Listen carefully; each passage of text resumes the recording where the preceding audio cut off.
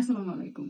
Makeup করার শুরুতেই আমাদের যদি স্কিনটা প্রিপেয়ার করা থাকে, প্রিপেয়ার বলতে যে আমাদের স্কিনটা যদি ঠিকঠাক মতো থাকে, ধরেন হচ্ছে যে আমরা টোনার, সিরাম এবং তারপর হচ্ছে ময়শ্চারাইজার, যদি দিনের বেলা হয় তাহলে সানস্ক্রিন, আর যদি রাতের বেলা হয় তাহলে শুধুমাত্র ময়শ্চারাইজার, এই সবকিছু যদি প্রপারলি মেনটেন করে তারপরে বেস মেকআপটা করি বা তারপরে যদি মেকআপটা করি, তাহলে কিন্তু আমাদের মেকআপটা বসবে ভালো এবং লং লাস্টও করবে। সো আমি যেটা করি যে প্রথমেই আমি যখনই একটা লুক করতে যাই বা যখনই মেকআপ করতে বসি, ফার্স্টেই হচ্ছে যে এই ধরনের আইস রোলার দিয়ে বা যে কোনো আইস কিউব দিয়ে আমার স্কিনটাকে একটু আইস দিয়ে ফার্স্টে এরকম আইস অ্যাপ্লাই করে নিই।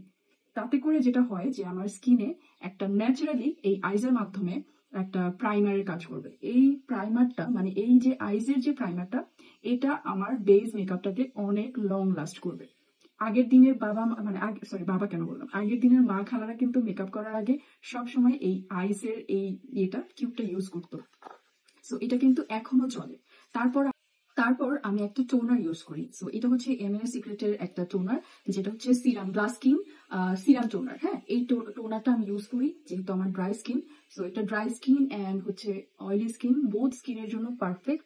তবে ড্রাই স্কিনের জন্য হচ্ছে তাদের আলাদা সিরাম আছে, ড্রাগন সিরাম যেটা, সেটাও আপনারা চাইলে ইউজ করতে পারেন। তবে আমার এই সিরামটা অনেক বেশি ভালো লাগে এবং সরি এই টোনারটা ভালো লাগে। এবং টোনার হচ্ছে তাদের হ্যাজেল হ্যাজেল একটা টোনার আছে। সো আপনারা চাইলে সেটাও ইউজ করে ফেলতে পারেন। সো এই টোনার তারপরে সিরাম এই সবকিছু দেওয়ার পরে প্রত্যেকটা স্টেপে আমরা এইভাবে একটু স্কিনটাকে জাস্ট এইভাবে মাসাজ বা থাপ্পড় যেটাই বলেন না কেন এইভাবে একটু করে নিব। এতে করে আমাদের প্রোডাক্টটা আমাদের স্কিনে অ্যাবজর্ব হয়ে যাবে। এবং প্রত্যেকটা প্রোডাক্টের অ্যাপ্লাইয়ের পরে আমরা অ্যাটলিস্ট 30 সেকেন্ড থেকে 1 মিনিটের গ্যাপ দিব। মানে এই প্রোডাক্টটা ইউজ করার পরে 1 মিনিট ওয়েট করব, তারপরে আমরা আরেকটা প্রোডাক্টে যাব। সো এখন এই সিরামটা, এটা হচ্ছে এমএনএস সিক্রেটের গ্লাস স্কিন সিরাম। হ্যাঁ, এটা অল টাইপ অফ স্কিনের জন্য একদম পারফেক্ট। আমার যেহেতু ড্রাই স্কিন, সো আমি সিরামটা কখনোই স্কিপ করি না। সিরাম, ময়শ্চারাইজার এগুলো আসলে কখনোই স্কিপ করা উচিত না। তার কারণ হচ্ছে যে আমাদের স্কিনটা যদি ভেতর থেকে হেলদি না থাকে, ভালো না থাকে বা সুস্থ না থাকে, তাহলে কিন্তু মেকআপ করেও লাভ নাই বা আমাদের স্কিনটা ভালোও থাকে না। এই জন্য ভিতর থেকে ভালো রাখতে গেলে ভালো প্রোডাক্ট, ভালো মানের প্রোডাক্ট বা ভালো ব্র্যান্ডের প্রোডাক্ট অবশ্যই ইউজ করা উচিত। এই গ্লাস স্কিন সিরামটা যেটা করে যে আমার স্কিনটা ভিতর থেকে হেলদি রাখে, এবং যেটা আমরা পছন্দ করি যে কোরিয়ান যে গ্লাস স্কিন, এই জিনিসটা আমার করে। হ্যাঁ, তো এই যে দেখেন আমি সিরামটা ইউজ করার পরে আমার স্কিনটা কিন্তু অনেক বেশি গ্লোসি গ্লোসি করছে। যাই হোক, তো তারপর আমি একটু সময় দেবো। এই সময় দেওয়ার পরে আমি যেটা করবো যে ময়শ্চারাইজার ইউজ করবো। সো নেক্সটে আমি ময়শ্চারাইজার ইউজ করে নিচ্ছি। আমি এই নিভিয়া ময়শ্চারাইজারটা, এটাই আমার স্কিনের জন্য পারফেক্ট। সো এটাই আমি সব সময় ইউজ করে থাকি।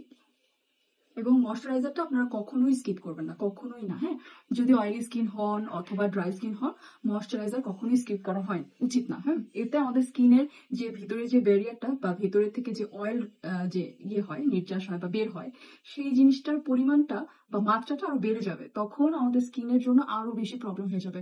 এটার লোমকূপে ময়লাটা জমে যাবে, তখন আরো বেশি স্কিনের অবস্থা খারাপ হয়ে যাবে। এই জন্য সবসময় ময়শ্চারাইজার, অয়েলি স্কিন হোক, ড্রাই স্কিন হোক বা কম্বিনেশন স্কিন হোক, ময়শ্চারাইজার অবশ্যই স্কিপ করা যাবে না। এবং যদি সকালবেলা হয় তাহলে সানস্ক্রিন স্কিপ করা যাবে না। এর পরের স্টেপে তারপর আমি ইউজ করে নিচ্ছি হচ্ছে লিপ বাম। লিপ বামটাও মেকআপ করার আগের একটা স্টেপ এবং এটাও খুবই গুরুত্বপূর্ণ। কারণ হচ্ছে যে আমরা দেখা যায় যে অনেক লিপস্টিক ইউজ করি বা ড্রাই লিপস্টিক ইউজ করি, যেটার কারণে আমাদের লিপসটা ড্রাই হয়ে থাকে বা অনেক সময় লিপস্টিক বসতে চায় না। ড্রাই লিপস্টিক যেগুলো সেগুলো বসতে চায় না।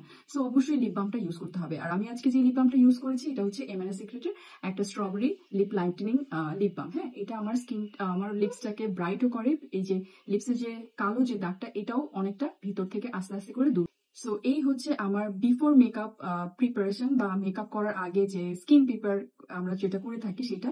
সো আই হোপ আপনাদের এই ভিডিওটা ভালো লাগবে। ভিডিওটা লং হয়েছে আমি জানি, কিন্তু তারপরেও আপনাদের কাজে আসবে আশা করছি।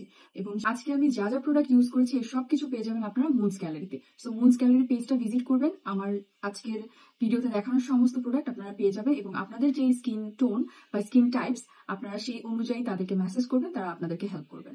আজকে এখানে বিদায় নিচ্ছি, আল্লাহ হাফেজ।